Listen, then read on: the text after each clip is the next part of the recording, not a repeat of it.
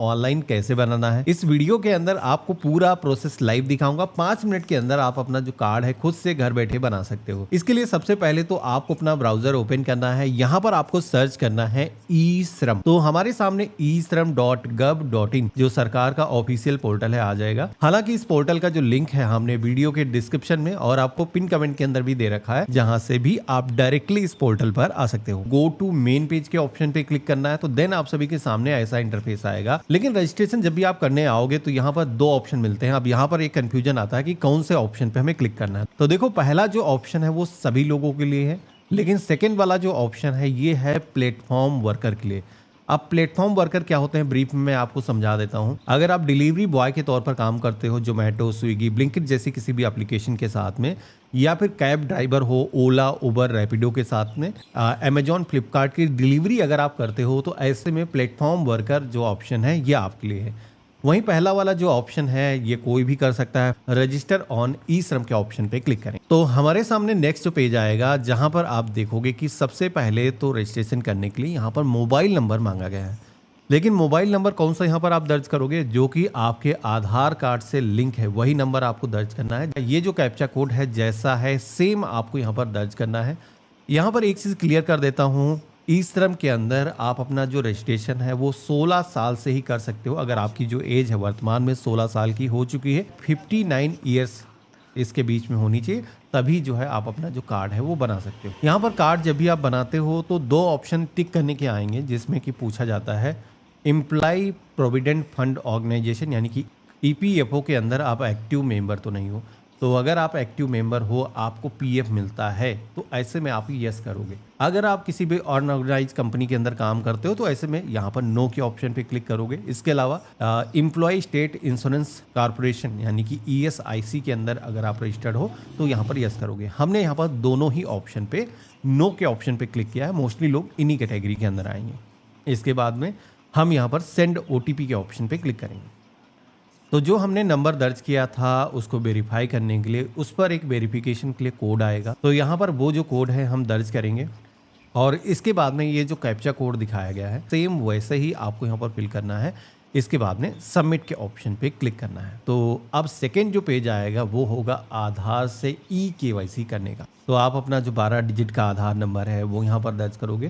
साथ ही में यहाँ पर ओटीपी वाला जो ऑप्शन है वो यहाँ पर सेलेक्ट करना है और आपके आधार कार्ड से आपका जो मोबाइल नंबर है वो लिंक होना चाहिए, तभी एप्लीकेशन आपका हो पाएगा।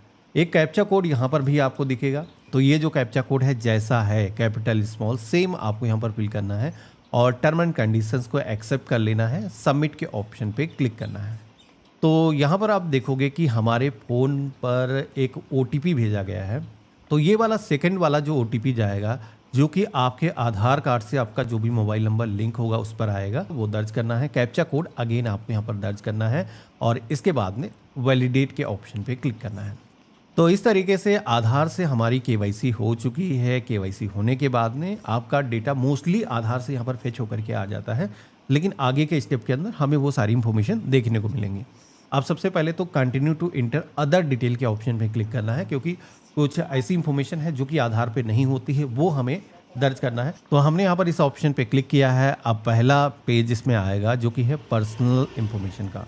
अब यहाँ पर सबसे पहले तो आपको अपना जो मोबाइल नंबर है वो यहाँ पर दर्ज करना है। इसी के साथ में सेकंड मोबाइल नंबर भी इंटर करने का ऑप्शन आता है। तो अगर आप इमरजेंसी के अंदर कोई दूसरा नंबर आपके पास में है तो वो यहाँ पर इंटर कर सकते हो, लेकिन नहीं है तो आप इसे ब्लैंक भी छोड़ सकते हो। इसके बाद में ईमेल के अंदर आपको अपनी जो जीमेल आईडी है वो यहाँ पर दर्ज कर लेना है। मैरिटल जो भी आपका स्टेटस है, आप शादीशुदा हो, अनमैरिड हो, यहाँ पर सिलेक्शन करोगे और इसके बाद में आप सभी लोग यहाँ पर अपने जो माता का नाम है, माँ का जो नाम है वो यहाँ पर दर्ज करोगे। इसके बाद में फादर नेम का भी सेक्शन आता है, लेकिन यहाँ पर सबसे पहले तो सेलेक्ट करना है। अगर कोई महिला है तो पहले ये ऑप्शन नहीं मिलता था, लेकिन अभी ऑप्शन आ चुका है कि हस्बैंड का जो नेम है वो यहाँ पर इंटर कर सकते हो। तो यहाँ पर आप सेलेक्ट करोगे जिनका भी नाम दर्ज करना चाहते हो। जैसे कि मैं यहाँ पर हस्बैंड का करना चाहता हूँ क्योंकि महिला का हम रजिस्ट्रेशन कर रहे हैं। तो यहाँ पर हम सेकंड वाले ऑप्शन पे क्लिक करेंगे और इसके बाद में हम यहाँ पर नाम को दर्ज करेंगे। इसके बाद में सोशल जो भी कैटेगरी है, SC, ST, OBC, जिस भी कैटेगरी से आप आते हो आप यहाँ पर सिलेक्शन करो। सोशल कैटेगरी का सर्टिफिकेट भी मांगा जाएगा, तो जनरल वालों को यहाँ पर अपलोड करने की ज़रूरत नहीं है। लेकिन अदर किसी कैटेगरी से आते हो, अगर आपके पास में सर्टिफिकेट है पहले से बना हुआ है तो आप यहाँ पर दे सकते हो। लेकिन एक अच्छी बात बताऊँ, यहाँ पर सारे ऑप्शन आपको दिखेंगे, जैसे कि सोशल कैटेगरी का सर्टिफिकेट यानी कि कास्ट सर्टिफिकेट, या फिर जैसे कि अदर इनकम सर्टिफिकेट, ये सारी चीज़ें मांगी तो जाती हैं। लेकिन अगर आपके पास में कोई भी सर्टिफिकेट नहीं है तो ऐसा कोई ज़रूरी नहीं है कि अपलोड ही करना है, नहीं है तब भी आपका काम चल जाएगा। आपका जो कार्ड है वो 5 मिनट के अंदर जनरेट हो जाएगा। मैं आगे पूरा प्रोसेस आपको दिखाने वाला हूँ, कार्ड को जनरेट करके दिखाऊंगा। इसके बाद में अगला सेक्शन मिलेगा जो कि है ब्लड ग्रुप का। तो अगर आपने पास्ट के अंदर कभी भी अपना ब्लड ग्रुप का टेस्ट कराया है तो आप यहाँ पर बता सकते हो, स्पेसिफिक ब्लड ग्रुप सेलेक्ट कर सकते हो। नहीं कराया है तो आप इसे ब्लैंक भी छोड़ सकते हो। अगर कोई डिफरेंट एबल पर्सन है, कोई विकलांग यानी कि व्यक्ति है, तो वो यहाँ पर बताएगा, यस नो में ऑप्शन सेलेक्ट करेगा। अब इसके बाद में अगला सेक्शन मिलता है जो कि है नॉमिनी डिटेल का, जहाँ पर आप जिसको भी नॉमिनी बना रहे हो, सबसे पहले तो नॉमिनी का नाम यहाँ पर आ जाएगा और नॉमिनी की जो डेट ऑफ बर्थ है वो आप यहाँ पर दर्ज करोगे। मेल फीमेल जो भी जेंडर है वो आप यहाँ पर सेलेक्ट करोगे। नॉमिनी कौन कौन हो सकता है, तो आपके माता पिता हो सकते हैं, आपकी पत्नी हो सकते हैं, या फिर आपका बेटा हो सकता है। तो किसी को भी आप उत्तराधिकारी बना सकते हो। इसके बाद में नॉमिनी का जो एड्रेस है वो भी यहाँ पर मांगा जाएगा, तो कंप्लीट अपना जो एड्रेस है वो दर्ज करना है। इसके बाद में नॉमिनी मोबाइल के सेक्शन में आना है, तो यहाँ पर मोबाइल नंबर आपको नॉमिनी का अगर कोई डिफरेंट नंबर उनके पास में है तो दर्ज कर सकते हो, नहीं है तो आप चाहो ब्लैंक छोड़ सकते हो, नहीं तो अपना नंबर यहाँ पर रिपीट टाइप कर सकते हो। और इसके बाद में दिए गए सेव एंड कंटिन्यू के ऑप्शन पे क्लिक करना है। अब इसके बाद में अगला सेक्शन आएगा जो कि है एड्रेस का। लेकिन एड्रेस जब भी आप दर्ज कर रहे हो तो एक चीज का ध्यान रखना है, सबसे पहले ऊपर जो एड्रेस मांगा जा रहा है वो नेटिव स्टेट का मांगा जा रहा है, यानी कि जो मूल निवास है, यानी कि आपका जो होम एड्रेस है उसका जो स्टेट है वो सेलेक्ट करना। अब अगर जैसे कि कोई गांव, किसी गांव से आप हो और वो अभी जैसे कि उत्तर प्रदेश से बाहर है, तो वो बाहर का जो स्टेट है वो सेलेक्ट करना है जहां पर मूल निवास है। लेकिन अगर आपका जो एड्रेस है सेम ही है तो आप अपना जो भी स्टेट है वो आप यहाँ पर सेलेक्ट करोगे और इसके बाद में नेटिव डिस्ट्रिक्ट यानी कि जहाँ के मूल आप निवासी हो वो यहाँ पर सेलेक्ट करोगे। इसके बाद में स्टेट स्पेसिफिक कोड यहाँ पर दर्ज करने के लिए कहा जाएगा, लेकिन ये आईडी किसी के पास में होगी नहीं तो आप इसे ऐसे छोड़ सकते हो। अब इसके बाद में बारी आती है करंट एड्रेस, जिसके अंदर सबसे पहले तो बताना है आप शहरी क्षेत्र से हो या फिर ग्रामीण क्षेत्र से हो। तो जैसे कि हम शहरी क्षेत्र से हैं, हम यहाँ पर अर्बन वाला ऑप्शन सेलेक्ट करेंगे। इसके बाद में address line first, address line second, यहाँ पर आकर के आपको अपना जो कंप्लीट एड्रेस है, जो भी हाउस नंबर है, बिल्डिंग अपार्टमेंट का जो भी नाम है वो आप यहाँ पर दर्ज करोगे और जो भी एरिया लोकेशन है, रोड का नाम है यहाँ पर दर्ज करोगे। अगर कोई ग्रामीण क्षेत्र से हो तो अपने विलेज का नाम और ग्राम सभा का नाम और इसके बाद में पोस्ट का जो नाम है यहाँ पर दर्ज करना है। और इसके बाद में स्टेट यहाँ पर सेलेक्ट कर लोगे, डिस्ट्रिक्ट आपका जो भी है वो आप चूज़ करोगे, सब डिस्ट्रिक्ट यानी कि तहसील का नाम हो गया, और सिटी में यहाँ पर आपको अपने शहर का नाम, अपने तहसील का नाम दर्ज कर सकते हो और पिन कोड यहाँ पर दर्ज करना है जो कि आपके आधार कार्ड पर बैक साइड पे होगा। अब ये करने के बाद में यहाँ पर एक ऑप्शन मिलता है जहाँ पर आपसे पूछा जाता है कि ये जो एड्रेस आपने वर्तमान वाला दर्ज किया है, इस पते पर आप कब से निवास कर रहे हो, कितने सालों से आप निवास कर रहे हो। तो आप जितने भी सालों से निवास कर रहे हो, में भी 1 साल से कम समय हुआ है, 1 साल से 2 साल, 5 साल, 10 साल, जितने भी साल हुए हैं आप यहाँ पर सेलेक्ट कर सकते हो। अब इसके बाद में अगला ऑप्शन आता है जो कि है परमानेंट एड्रेस का, जहाँ पर सबसे पहले तो अगेन आपको बताना है आपका एड्रेस शहरी क्षेत्र से है या फिर ग्रामीण क्षेत्र से है। अब यहाँ पर ये जो परमानेंट एड्रेस है, अगर आपके केस में किसी गांव का है तो आप यहाँ पर दर्ज कर सकते हो, अगर सेम ही है तो वही ऊपर जो एड्रेस आपने फिल किया था वही यहाँ पर दोबारा से आप दर्ज कर सकते हो। तो जैसे कि हमने यहाँ पर कंप्लीट सेम वैसे दर्ज कर लिया है, अब हम यहाँ पर दिए गए नेक्स्ट के ऑप्शन पे क्लिक करेंगे। अब इसके बाद में अगला सेक्शन आता है जो कि है एजुकेशनल क्वालिफिकेशन का, जहाँ पर आप सभी को कई सारे स्लैब मिलते हैं। तो यहाँ पर क्वालिफिकेशन जिस भी स्लैब के अंदर आपकी आती है वो आप यहाँ पर चूज़ करोगे। जैसे कि आपकी जो क्वालिफिकेशन है क्लास 1 से लेकर के क्लास 4 के बीच में आती है तो बिलो प्राइमरी ये सेलेक्ट करोगे, और अगर आपकी जो क्वालिफिकेशन है 5वीं है तो प्राइमरी यहाँ पर आप सेलेक्ट करोगे, और मिडिल है तो क्लास 6 से 8 के बीच में आते हो, ये जो ऑप्शन है सेलेक्ट करोगे। अगर आप जो है 10वीं क्वालिफाई हो तो सेकेंडरी वाला जो ऑप्शन है सेलेक्ट करोगे। वहीं हायर सेकेंडरी क्लास 12th के आसपास में जो लोग हैं उनको यहाँ पर सेलेक्ट करना। अब सेलेक्ट करने के बाद में यहाँ पर क्वालिफिकेशन का जो सर्टिफिकेट है ये भी मांगा जाता है। अगर है तो आप अपलोड कर सकते हो, नहीं तो आप केवल बता करके यहाँ पर इंफॉर्मेशन रख सकते हो कि आपकी जो क्वालिफिकेशन है क्या है। ऐसा कोई जरूरी नहीं है, अपलोड ही करना है। अब इसके बाद में आता है ऑप्शन मंथली इनकम स्लैब का। तो यहाँ पर आपकी वर्तमान में जो भी मंथली इनकम है वो आप सेलेक्ट कर लोगे। यहाँ पर आप अपनी जो इनकम है कभी भी अपडेट कर सकते हो, यानी कि कार्ड आज आपका जनरेट हुआ और कल को कोई भी इंफॉर्मेशन चाहे एजुकेशनल क्वालिफिकेशन हो या अदर कोई थिंग यहाँ पर चेंज करना है तो वो यहाँ पर कभी भी आकर के अपडेट कर सकते हैं। हम यहाँ पर सेव एंड कंटिन्यू के ऑप्शन पे क्लिक करेंगे तो इसके बाद में अगला जो सेक्शन आएगा वो है ऑक्यूपेशन एंड स्किल का। क्योंकि ये जो कार्ड है आपको पता ही है, ई श्रम कार्ड सरकार की तरफ से अनऑर्गेनाइज सेक्टर के अंदर जो भी लोग काम करते हैं उनके लिए बनाया जाता है। इसके अंदर कैसे कैसे लोग आ सकते हैं तो देखो, कोई लेबर का काम करता है, कोई राजमिस्त्री है, कोई इलेक्ट्रिशियन है, पेंटर है, प्लम्बर है, ऐसे लोग कार्ड अपना बना सकते हैं। इसके अलावा कोई ट्रांसपोर्ट सर्विस प्रोवाइड करते हो, जैसे कि कोई टैक्सी ड्राइवर है, टेम्पो ड्राइवर है, जोमेटो स्विगी के अंदर डिलीवरी बॉय का काम करता है, किसान है, एग्रीकल्चर से जुड़े हुए लोग भी जैसे कि कोई खेतिहर मजदूर है, तो इस तरीके के लोग भी यहाँ पर आकर के रजिस्ट्रेशन कर सकते हैं। तो आपको यहाँ पर उसका जो कोड है वो यहाँ पर दर्ज करना है। जैसे कि मैंने बताया था कि दोनों फॉर्म के अंदर मेजर कोई डिफरेंस नहीं है, इसी वजह से आप देखोगे यहाँ पर पूछा जा रहा है कि क्या आप किसी प्लेटफॉर्म वर्कर के साथ में काम करते हो। तो अगर आपको जैसे कि एग्जांपल दिया जोमेटो स्विगी अमेजॉन के साथ में कोई डिलीवरी का काम करता है तो वो यहाँ पर यस के ऑप्शन पे क्लिक करके जो उनकी रजिस्ट्रेशन आईडी है जो जोमेटो स्विगी की तरफ से मिलती है वो आप यहाँ पर दर्ज करोगे। अगर आप प्लेटफॉर्म वर्कर के साथ में काम नहीं करते हो तो नो करना है। इसके बाद में प्राइमरी ऑक्यूपेशन के सेक्शन में आना है। जो भी जॉब रोल मैंने आपको बताए हैं वो यहाँ पर सारी लिस्ट मिल जाएगी। अगर आप चाहो लिस्ट को देखना तो यहाँ पर क्लिक हेयर का एक ऑप्शन मिलता है, इस पर क्लिक करके आप पूरी एक लिस्ट देख सकते हो कि कौन कौन से जॉब रोल हैं जो कि यहाँ पर ये कार्ड बना सकते हैं। हालांकि मैंने बताया कि सारे तरीके के काम मिल जाएंगे। अगर कोई कंप्यूटर का काम करता है तो कंप्यूटर यहाँ पर सर्च करोगे तो उससे रिलेटेड सारे जॉब रोल यहाँ पर आ जाएंगे। तो जैसे हमने सर्च करना यहाँ पर स्टार्ट किया है, यहाँ पर ड्राइवर सर्च करेंगे, ड्राइवर से रिलेटेड जॉब्स आ जाएंगे।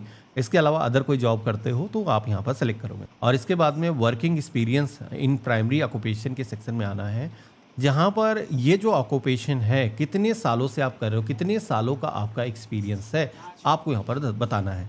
तो अगर आपने 2 साल 5 साल जितने भी साल आपने सर्विस सर्व करी है आपको यहाँ पर बताना है, ठीक है। तो अगर आप इस जॉब रोल के अलावा भी अगर आप कोई दूसरा काम करते हो तो आप यहाँ पर वो भी डाल सकते हो। अगर आपके केस में 2 स्किल आपको पता है तो आप यहाँ पर दोनों इंटर करके रख सकते हो, जिससे कि दोनों कैटेगरी के अंदर कभी भी जॉब की अपॉर्चुनिटी बनती है तो वो पॉसिबिलिटी बढ़ जाती है। हालांकि कार्ड एक ऑक्यूपेशन से भी बन जाएगा। अब इसके बाद में ऑप्शन मिलेगा ऑक्यूपेशन सर्टिफिकेट का। तो देखो, अगर आपके पास में कोई सर्टिफिकेट है, आपने ITI कर रखा है या फिर सरकार की किसी स्कीम के अंदर आपने कोई ट्रेनिंग हासिल करी है तो उसका जो सर्टिफिकेट है आप यहाँ पर अपलोड कर सकते हो। नहीं है तो इससे भी काम आपका चल जाएगा। यहाँ पर आपसे भी से पूछा जाता है कि ये जो स्किल है आपने किस तरीके से हासिल करी है। तो जैसे कि अगर आपने कोई भी ट्रेनिंग हासिल करी है, कोई टेक्निकल ट्रेनिंग आपने ली है तो आप यहाँ पर सेलेक्ट कर सकते हो। तो जैसे कि एग्जांपल दिया, अगर आपने कोई भी काम किया है, कोई भी ट्रेनिंग हासिल करी है तो ये वाला ऑप्शन सेलेक्ट करोगे। Do not receive any vocational training, technical training, ये ऑप्शन सेलेक्ट करोगे अगर आपने कोई स्पेसिफिक उसकी ट्रेनिंग हासिल नहीं करी है। इसके बाद में ऑप्शन मिलता है सब स्किल वाला, जहाँ पर अगेन सेल्फ लर्निंग अगर आपने करी है, खुद से सीखा है तो ये आप सेलेक्ट करोगे। अगर आपने कोई जॉब के दौरान ये स्किल हासिल करी है तो वो आप यहाँ पर बताओगे। इसके बाद में यहाँ पर जो आपकी स्किल है क्या आप इसे अपग्रेड करना चाहते हो।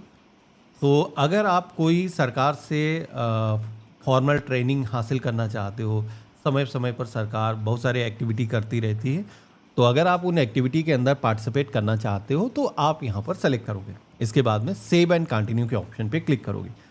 तो अगला जो सेक्शन आता है ये है बैंक डिटेल का, जहाँ पर यूज़र को अपना जो बैंक खाता नंबर है वो यहाँ पर दर्ज करना है। अब यहाँ पर एक चीज़ बता देता हूँ, यहाँ पर जो है खाता यूज़र का ही होना चाहिए, क्योंकि सरकार की तरफ से ये जो डेटाबेस तैयार किया जा रहा है इसका मेन मकसद ये है किसी भी आपदा के टाइम पर, जैसे कि सरकार की तरफ से कोई भी योजना का बेनिफिट आप तक पहुंचाना हो, कोई फ़ायदे आपको पहुंचाने हो तो वो आपको टाइमली मिल पाए। तो इसलिए ज़रूरी होता है कि आपको अपना जो खाता नंबर है वो खुद का ही दर्ज करना है। अगर खाता नहीं है तो सबसे पहले तो एक खाता ओपन कर सकते हो कोटक महिंद्रा बैंक के अंदर, जीरो बैलेंस से वो ओपन हो जाता है। वीडियो के डिस्क्रिप्शन में दूसरे वीडियो का लिंक मैंने दे रखा है। तो यहाँ पर हम अपना जो अकाउंट नंबर है वो दर्ज करेंगे और इसके बाद में कन्फर्म के सेक्शन में आ करके रिपीट अपना जो अकाउंट नंबर है वो दर्ज करेंगे। इसके बाद में अकाउंट होल्डर का जो नाम है वो यहाँ पर आपको दर्ज करना है, यानी कि अपना नाम दर्ज करना है और IFSO कोड यहाँ पर आपको अपना दर्ज करना है, जो कि बैंक की तरफ से आपको प्रोवाइड किया जाता है। तो अगर आप अपनी पासबुक देखोगे, चेकबुक देखोगे तो उस पर जो आपका IFSO कोड है वो आपको मिल जाएगा। सर्च के ऑप्शन पे क्लिक करोगे तो इसके बाद में बैंक नेम का अगला सेक्शन आता है, जहाँ पर आप देखोगे कि बाकी के जो डिटेल है वो ऑटोमेटिक यहाँ पर IFSO कोड से डेटा से फेच होकर के आ चुके हैं।